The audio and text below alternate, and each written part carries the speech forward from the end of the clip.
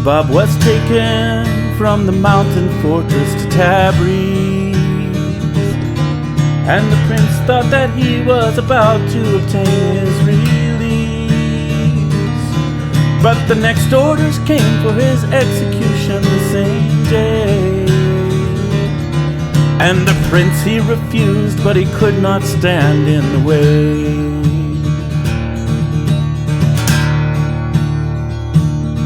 And the Ferash Bashi, the head footman of the crown,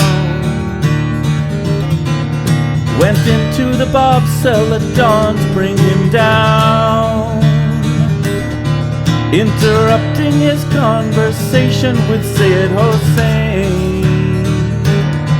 He began to rebuke him, and that's when he heard the Bob say, "Not until I have said to him all those things that I wish to say, can any earthly power silence me."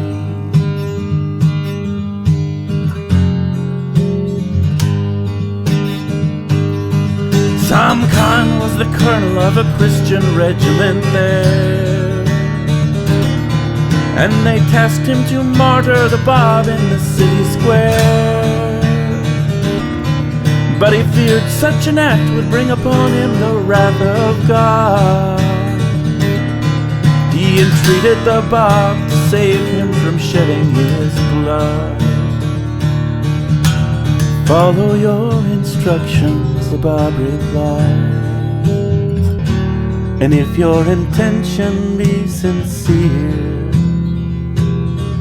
the Almighty is surely able to relieve you from your perplexity." And the men formed the lines, and the silence filled the crowd as they waited for the sound.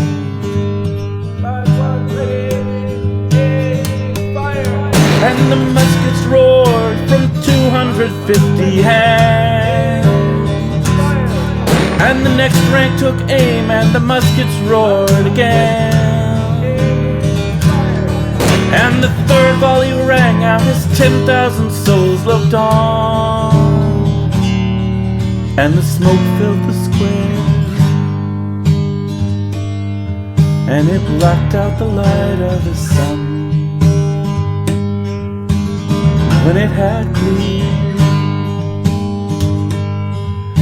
they looked for the Bob. He was gone, and the ropes hung in tatters from the nail to which they had been bound. His companion unharmed, and the Bob was nowhere to be found. And the Ferash Bashi ran through the barracks again,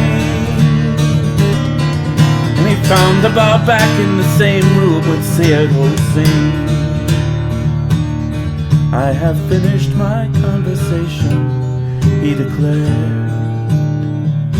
"Now you may proceed to fulfill your intention."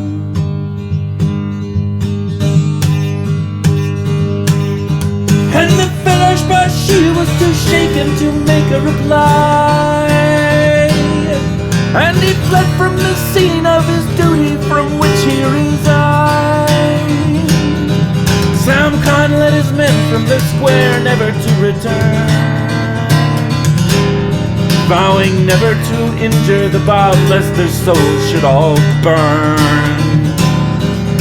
And Abajan Khan Khamsi volunteered for the task, and the Bob and his friend were again to the same wall bound fast.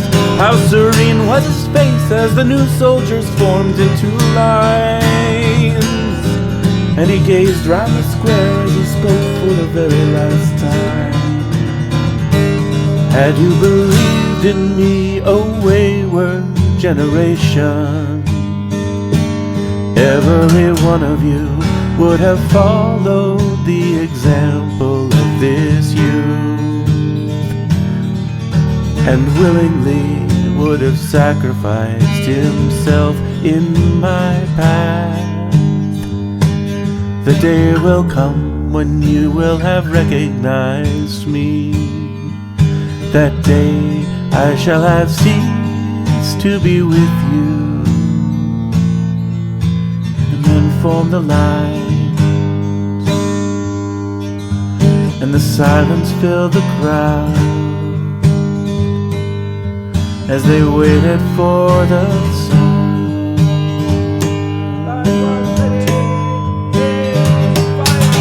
And the muskets roared in 250 hands, and the next rank took aim, and the muskets roared again,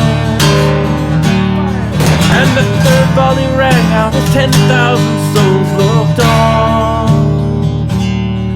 and the smoke filled the square,